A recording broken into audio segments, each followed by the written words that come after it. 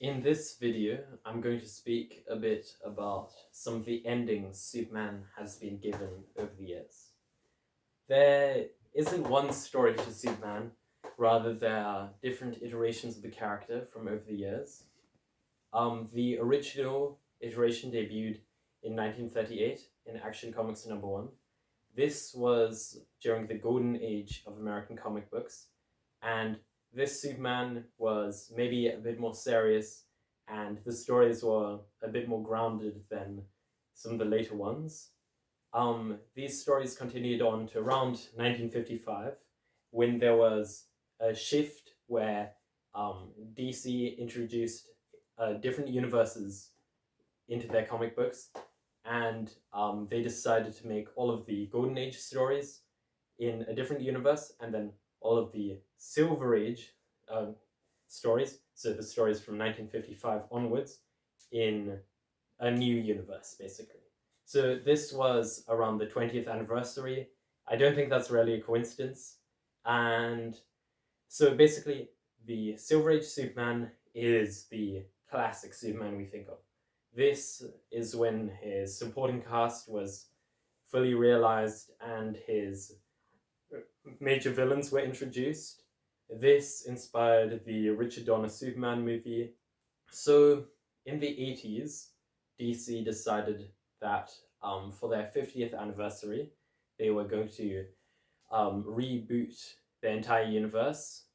This was to streamline continuity and to incorporate some new acquisitions into their universe.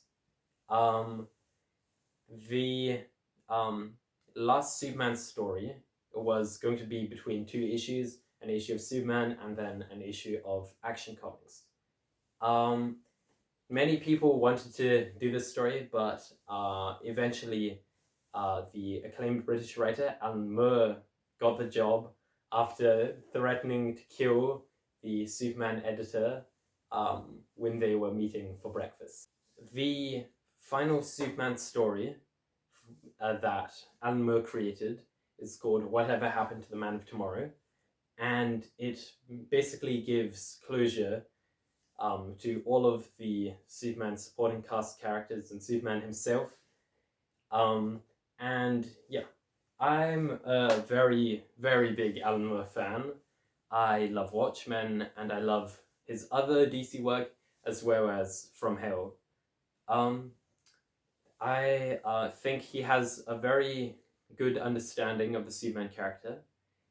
Something Alan Moore is famous for is doing deconstructions of his characters. Like Watchmen is famously a deconstructionist piece, and stuff like Captain Britain and even somewhat the Batman the Killing Joke are the deconstructionist works.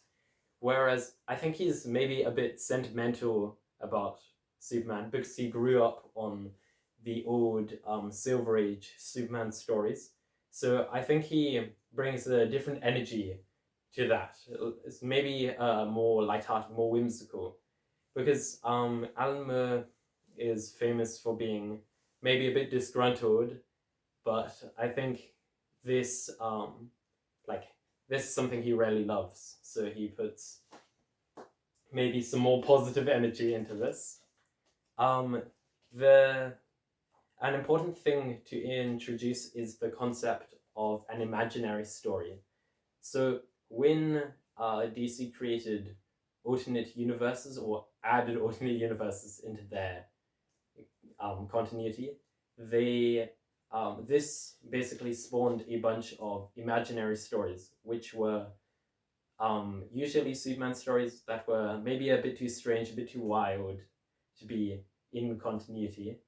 The Alan Moore presents this comic in a little caption at the beginning as an imaginary story, but he's very clever and he says, "This is an imaginary story, aren't they all?" So I think this maybe gives some more conservative Superman readers a bit of peace of mind that maybe the Superman isn't over. Yeah.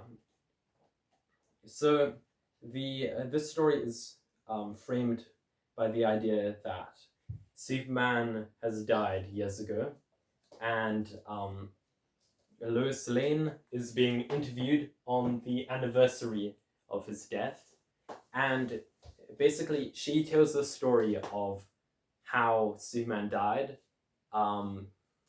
So in the story, basically, Superman's secret identity is revealed to the world, and then all of his different villains start attacking him in his place of work and putting his loved ones at risk.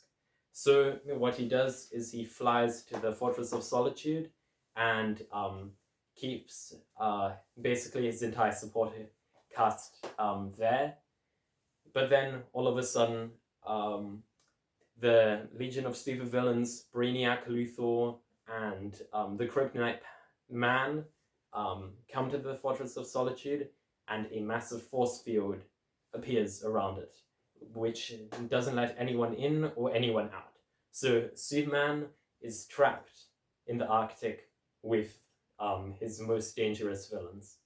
So they lay siege to the Fortress of Solitude as Superman is thinking on how is he going to get out of this situation.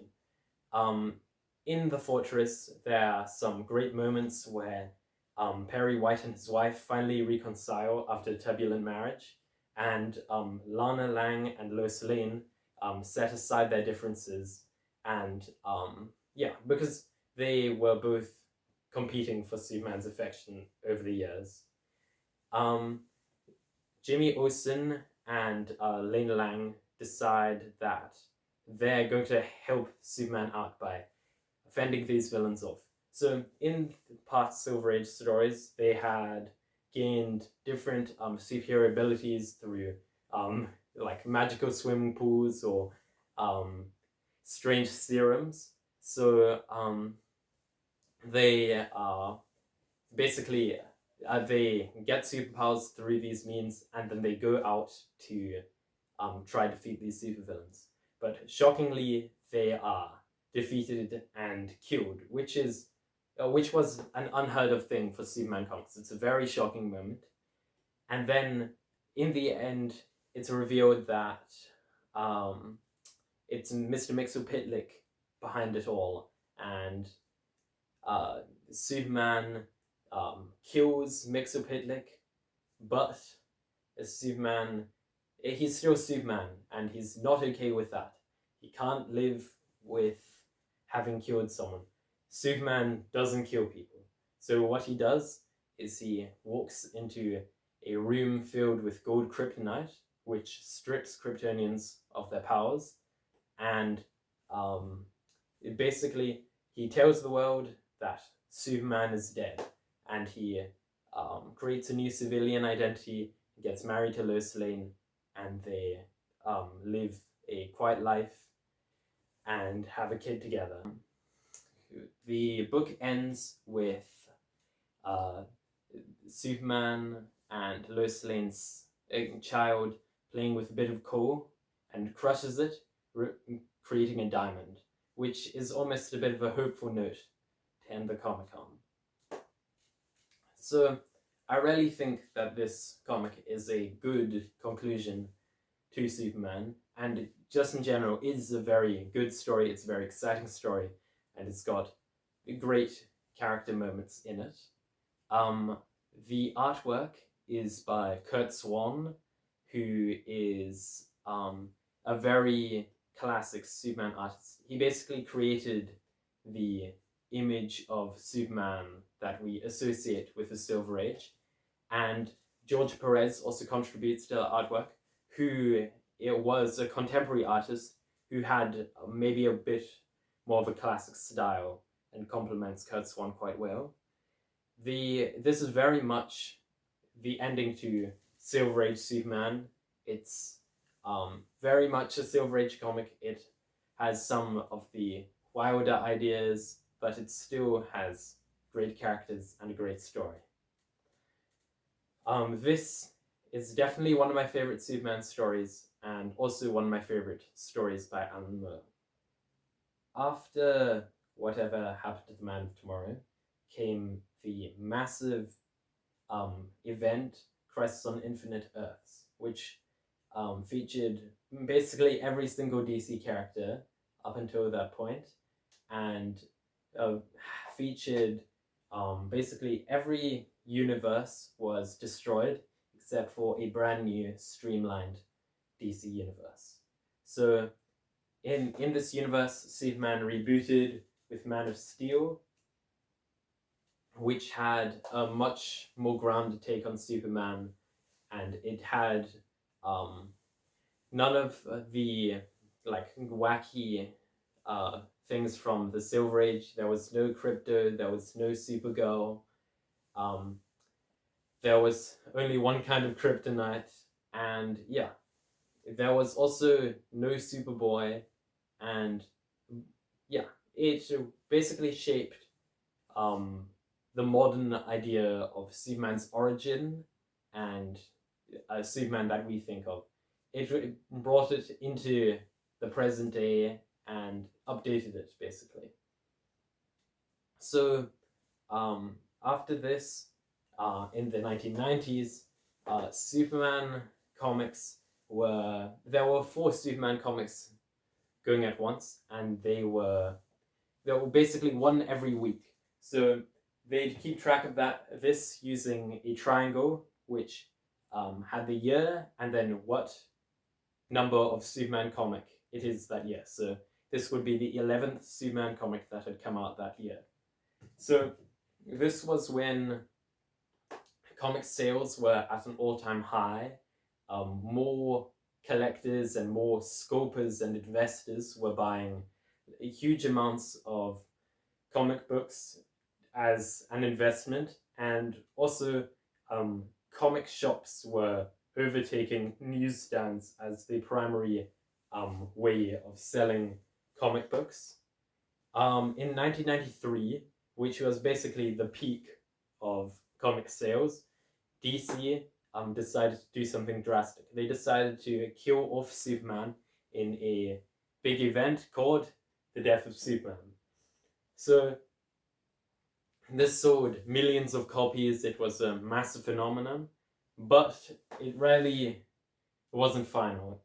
Superman had died in imaginary stories so many times, and he just came back a few months later. Yeah, so it basically had no weight, and it was very much not an ending to Superman. So after that, there were a few different reboots, but they were never quite reboots. They were almost just a streamlining of continuity. So there was not really an ending. In 2005, for DC Comics' 70th anniversary, they decided to put out a new line of superhero titles called the All-Star line. This featured a new out-of-continuity interpretations of core characters, and by very popular creators. So the only 2 titles were realized after this: All-Star Superman and All-Star Batman and Robin the Boy Wonder.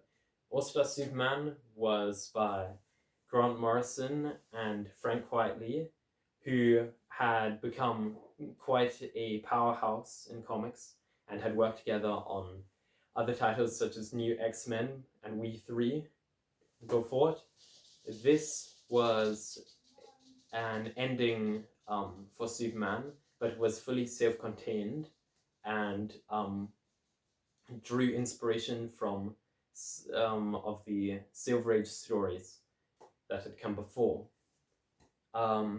So this was a very personal story for Grant Morrison, whose father had died at the time they wrote the comic, and the comic carries real weight and emotion in it, and there's a chapter where Superman's father dies, mirroring what happened to Grant Morrison in real life. And the story is formatted as the 12 labors of Superman, where each issue is except for one exception, a standalone adventure basically that all connects. The main idea for this story is that Superman is dying and has basically a year left to live, and it this, like whatever happened to the Man of Tomorrow, gives closure to each of his supporting cast members and to himself, but this isn't limited by being in continuity and is able to be a more personal story because of that. I think that this comic is my absolute favorite Superman story. It's great for new readers also. It could be your first Superman comic, even though it gives finality. Yeah, it could be your only Superman comic and you'd be fully satisfied. Yeah. So that pretty much concludes my video on the many endings for Superman. I highly recommend What Have Happened to the Man of Tomorrow and All Star Superman. Yeah, I did not like the death of Superman. I thought it carried no weight. It was just, yeah, it was boring because it was just so generic. Yeah. So that's basically it. I know there are other endings to Superman, but I haven't read those actually. So yeah, that's it.